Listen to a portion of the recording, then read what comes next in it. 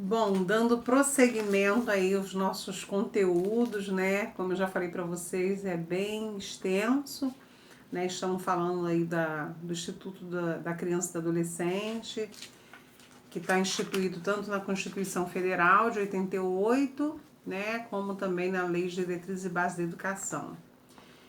Então vamos lá. Eu confesso a vocês que agora eu vou tentar resumir ao máximo possível, tá? Mas nós temos aí de 4 a 5 folhas agora, só falando aí do capítulo 1, do título 2, que vai falar das medidas de proteção, né? Vai falar das disposições gerais, das medidas específicas de proteção.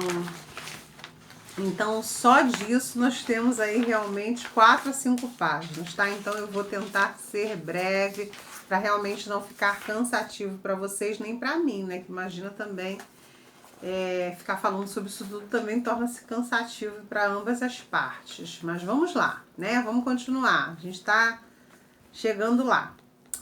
No artigo 98 diz o seguinte: as medidas de proteção à criança e ao adolescente são aplicáveis sempre que os direitos reconhecidos nesta lei forem ameaçados ou violados. Então, tudo que a gente entende por direito assegurado, tanto para a criança quanto para o adolescente, quando este for violado, ou seja, este não for respeitado,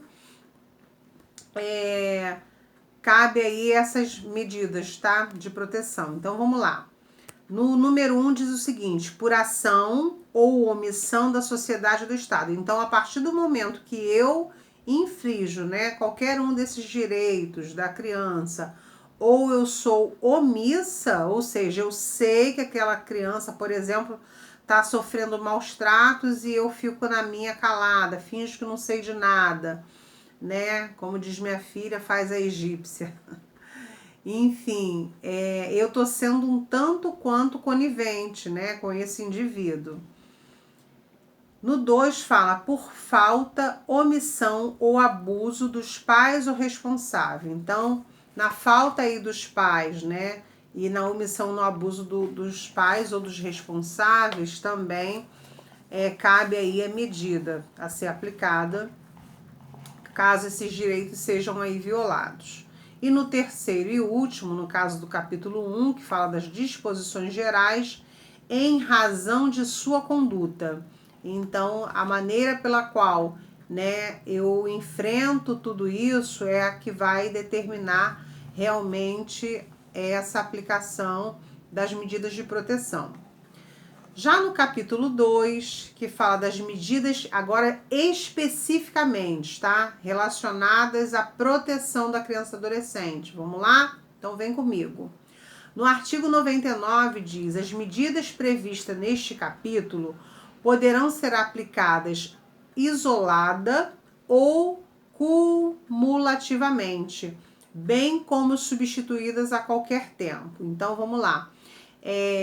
Tudo isso que a gente viu, né, caso essa lei seja realmente violada, das quais a gente, né, já citou aí em outros vídeos, vai dizer que elas podem ser aplicadas tanto de forma isolada quanto cumulativa, ou seja, em mais casos, né, caso seja aí reincidente. No artigo 100 vai falar: na aplicação das medidas, levar-se-ão em conta as necessidades pedagógicas, preferindo-se aquelas que visem ao fortalecimento dos vínculos tanto familiares quanto comunitários. Então, a gente vai perceber, enquanto a gente permear por toda essa lei, a gente vai perceber que o Estado, o poder público, o poder legislativo, judiciário, a todo momento vai privar pela criança no seu seio familiar, em a sua comunidade a qual ela está inserida, tá? Eles não têm interesse de fazer com que a criança não esteja junto aos seus pais ou responsáveis legais, na falta dos pais, né? A gente aqui ainda não está falando de adoção, de família substituta, mas a gente vai chegar lá. Vamos lá. No parágrafo único do capítulo 2 diz: são também princípios que regem a aplicação das medidas. Então, quais medidas serão tomadas, né, no caso dessa violação? Vamos lá. A medida número 1, né, diz o seguinte: condição da criança e do adolescente como sujeitos de direitos. E aí, o que diz a lei acerca disso? Crianças e adolescentes são os titulares dos direitos previstos nesta lei e em outras leis, bem como na Constituição Federal. Então, a gente já percebeu também que, em qualquer instância, as crianças e os adolescentes, eles têm aí o privilégio, a prioridade, tanto em serem salvos, tanto em serem atendidos, né, nos postos de saúde e assim sucessivamente. Então, é prioridade, tá? No segundo, fala sobre a proteção integral e prioritária. Então, vamos entender o que é essa proteção integral, né, e prioritária.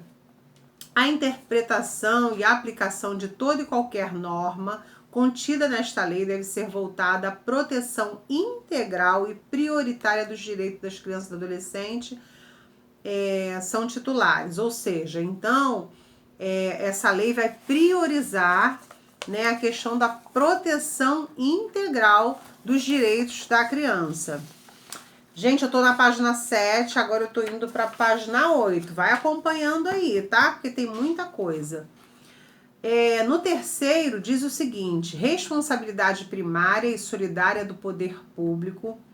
Então, vamos entender o que é responsabilidade. Quando vem 2 pontinhos, é porque o próprio artigo já está explicando, né, do que se trata. Aí a gente já vai falar agora de responsabilidade primária e solidária do poder público. Então, vamos tentar entender isso. Ele diz o seguinte: a plena efetivação dos direitos assegurados às crianças e adolescentes por esta lei e pela Constituição Federal, salvo nos casos por esta expressamente ressalvados, parece até uma redundância, né? Ressalvo, ressalvado, e é de responsabilidade primária e solidária das 3 esferas do governo. E quais seriam essas 3 esferas do governo? O poder legislativo, que é aquele que cria, né, as leis. O poder executivo, que é aquele que executa, né, as leis. E o judiciário, que além de interpretar as leis, ele vai julgá-las, ok? Sem prejuízo da municipalização do atendimento e da possibilidade da execução de programas por entidades não governamentais, né? Então, existem várias ONGs, né? Várias instituições não governamentais, filantrópicas inclusive, que vão também priorizar esse atendimento, essa seguridade das leis e dos direitos da criança e do adolescente. No quarto, ele fala sobre o interesse superior da criança e do adolescente, né? Então, qual é esse interesse superior da criança e do adolescente? Aí ele diz o seguinte: intervenção de atender prioritariamente aos interesses e direitos da criança e do adolescente, sem prejuízo da consideração que for devida a outros interesses legítimos no âmbito da pluralidade dos interesses presentes no caso concreto, né? Então, assim, é importante que a criança, né, seja ouvida, que a criança realmente, o seu interesse, né, o que prevalece para ela. Por isso que a gente precisa sempre estar atento, né, e poder ouvir a criança também se expressar. Vamos lá, vamos continuar aqui. No quinto, ele vai falar sobre a privacidade, né? A gente já falou aí de questão de identidade, de imagem, né? E vamos lá. A promoção dos direitos e proteção da criança e do adolescente deve ser efetuado no respeito pela intimidade, direito à imagem e reserva da sua vida privada, tá? Então, a gente realmente não pode expor as crianças. Às vezes vejo alguns professores, né, fazendo isso, colocando lá a foto das crianças, vídeos da criança. A gente tem que ter muito cuidado com isso, porque a gente precisa preservar, tá, o direito das crianças e a imagem delas também, tá, gente? Então a gente precisa ter esse cuidado. Isso é lei, isso é muito complicado. Precisa de autorização por escrito dos pais, tá? Isso dá processo e tudo. Então vamos lá. No 6º fala sobre a intervenção precoce. E aí o que vem a ser isso? Intervenção das autoridades competentes devem ser efetuada logo que a situação de perigo seja conhecida. Então, se a gente entende, né, que há uma situação de perigo, a criança tem esse atendimento prioritário e essa intervenção precisa ser, né, rápida, por isso que eles chamam de precoce, o quanto antes. No 7º, intervenção mínima. A intervenção ela deve ser exercida exclusivamente pelas autoridades e pelas instituições cuja ação seja indispensável à efetiva promoção dos direitos e à proteção da criança e do adolescente. Tá? Então, assim, é necessário que haja uma intervenção mínima, né, na questão aí desses órgãos, dessas autoridades. No 8º, proporcionalidade e atualidade. A intervenção deve ser a necessária e adequada à situação de perigo em que a criança ou adolescente se encontra no momento em que a decisão é tomada. Isso. No 9º, vai dizer que é responsabilidade parental. Então, vamos lá, entender o que é responsabilidade parental. A intervenção deve ser efetuada de modo que os pais assumam os seus deveres com a criança ou adolescente. Então, a primeira pessoa que tem que ter a responsabilidade da proteção é a família e principalmente os pais, tá?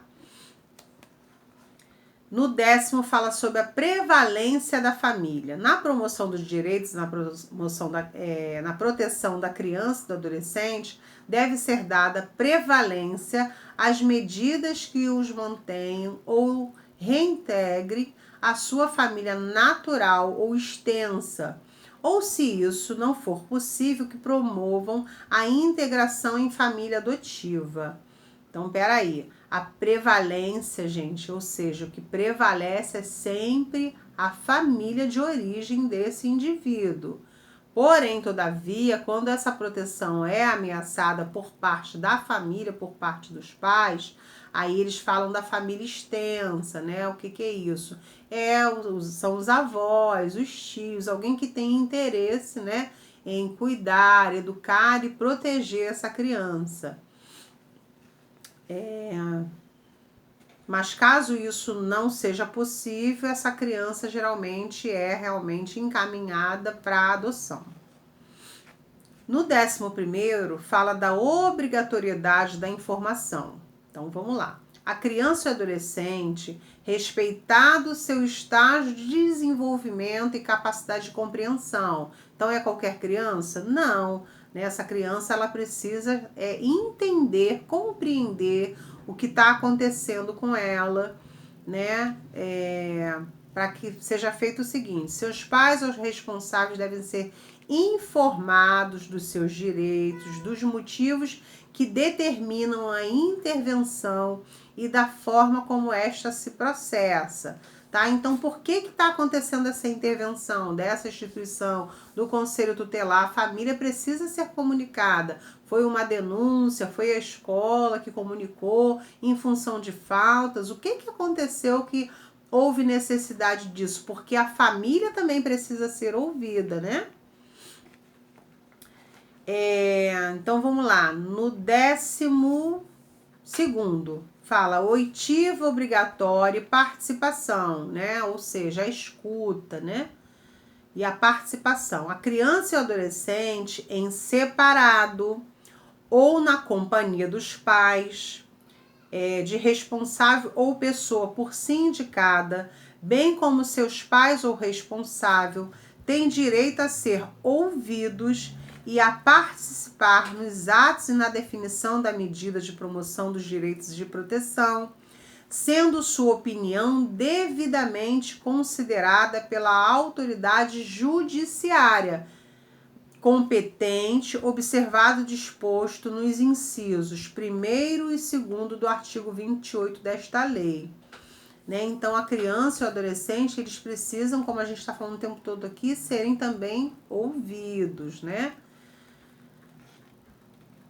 Vamos lá, dando continuidade aí, eu vou agora para o artigo 101, tá? No artigo 101 diz: verificada qualquer das hipóteses previstas no artigo 98, a autoridade competente poderá determinar, dentre outras, as seguintes medidas. Então, quais são as medidas tomadas, né, mediante a violação dos direitos aí da criança e do adolescente? Primeiro, encaminhamento aos pais ou responsável mediante termo de responsabilidade, né? Eles serão encaminhados. O segundo, orientação, apoio e acompanhamento temporários para ver realmente o que é que está acontecendo, de que forma a família deve ser orientada, né? Para que algo que esteja provavelmente acontecendo seja atenuado, né? Então, para vocês perceberem que há várias possibilidades de reintegração da família, né, dessa criança, de que ela realmente não seja colocada em instituição, né, de acolhimento ou realmente levada à adoção. No caso, né, desses maltratos partirem por parte dos pais. E maltratos, e quando eu falo isso, em todos os sentidos, né? Físico, psicológico, vexatório, todos esses dos quais a gente citou. A liberdade de ir e vir, de se expressar, né? Colocar as suas ideias, né? De culto religioso, dentre outros. No terceiro, fala da matrícula e frequência obrigatórias em estabelecimento oficial de ensino fundamental. Então, isso aí a gente já falou também, né? Que o ensino fundamental, ele é gratuito, né? No caso da rede pública, e obrigatório. No quarto, fala da inclusão em serviços e programas oficiais ou comunitários de proteção, apoio e promoção da família, da criança e do adolescente, tá? Então, pode ser que esses indivíduos sejam encaminhados realmente para instituições onde haja esses tipos de programas. E no quinto, fala sobre a requisição de tratamento médico, psicológico ou psiquiátrico em regime tanto hospitalar como ambulatorial. Então, essa criança, muitas das vezes, e esse adolescente, né, vão precisar realmente de serem acompanhados com esses tipos de tratamento, tanto médico, quanto psicológico, quanto psiquiátrico, enfim. No sexto, fala sobre a inclusão em programa oficial comunitário de auxílio, orientação e tratamento a alcoólatras e toxicômanos, ou seja, pessoas que realmente fazem uso, né? Às vezes os pais fazem uso de bebidas alcoólicas ou drogas ilícitas e infelizmente deixam, né, a desejar na educação dos seus filhos, na proteção, né, dos direitos do seu filho, dos cuidados, né? E aí essa família vai precisar de um apoio nesse sentido. No sétimo, acolhimento institucional. Às vezes é necessário que haja realmente um acolhimento de cunho institucional, né? Para que realmente o problema não seja agravado. No oitavo, fala da inclusão em programas de acolhimento familiar. Mais para frente vocês vão entender o que é esse acolhimento familiar. Que, como eu já falei anteriormente, eles fazem de tudo para priorizar a família, né? A família natural, a família biológica. Mas caso realmente todas essas medidas sejam tomadas, orientação, acolhimento, né? Uma equipe de médicos, de psicólogo, né? Para tratar a questão das drogas, tudo mais, tudo foi feito e realmente não conseguiu, aí realmente vai entrar em outros processos que vocês vão entender um pouco mais à frente, tá? E aí o oitavo fala isso e o nono fala na colocação em família substituta. Então, quando a criança e o adolescente, né, de todas as formas que foram feitas, não conseguiu ser reintegrada à família, a família extensiva, né, que são os pais, os avós, os tios, também não tem muitas das vezes interesse em dar continuidade à educação às crianças, eles vão aí para o acolhimento familiar ou família substituta, tá? E aí tem todo um processo, tem todo um trâmite para isso até chegar de fato e de verdade à adoção. Eu posso falar isso porque eu sou uma mãe adotiva, né? Meu filho Guilherminho foi adotado com 1 aninho, então tem todo um processo, tá? E aí eu vou fazer o seguinte, eu tô com 20 minutos já de vídeo, eu vou parar por aqui e a gente volta retomando aí a fala do inciso 1º sobre o acolhimento institucional e o acolhimento familiar. Tudo bem? Combinado assim? Então beijo, beijo e volto já.